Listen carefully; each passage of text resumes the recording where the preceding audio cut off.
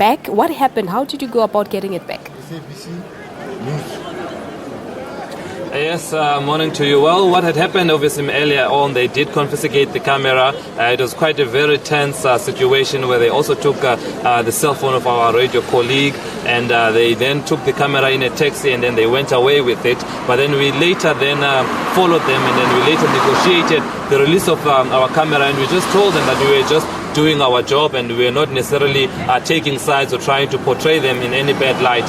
And that was their concern, is that they didn't trust us as the media, saying that we are trying to portray them in a bad light as criminals or in otherwise unflattering manner. So after those negotiations, then some of them then agreed that we get our camera back and then we carry on with shooting as they plan to march to the CBD against illegal immigrants. And to that effect, I do have with me one of the protesters that were there when the camera was being taken.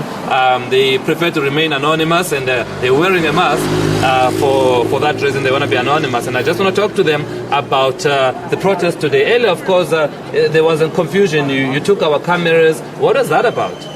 The reason for these people to take your camera is because of we didn't want people to post pictures on Facebook, because when people post pictures on Facebook, it seems like it's xenophobic attack. Well, it's not xenophobic attack.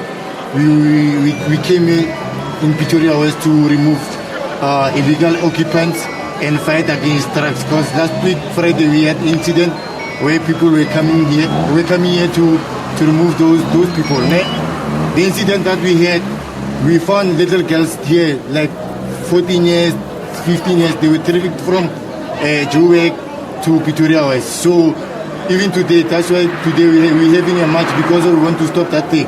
So when people post pictures on Facebook, they're making us like we want to loot shops and stuff. Well, we don't want to loot shops. We want those illegal immigrants just to go to the refugee sites, then they will come back to South Africa. So why are you not letting government authorities be the ones that deal with who's illegal and who's not legal? Why are you taking it up on your hands? How are you going to know who's an illegal immigrant and who's not? Because of most of the cops, they are working with them. Because most of those houses that we found drugs, they were the houses, those that the police they didn't want us to go in. Because of they were protecting those guys. Because All right. Apologies on that one. It seems as if we've lost Sipho Stierman, but we'll certainly go back to him as the story is developing, like reported on Morning Live, as to get the latest happening, because what we were managed to gather was that roads have been barricaded with burning tires, stones and other objects, but we are certainly going to be getting back to Sipho for the latest. Stay with Morning.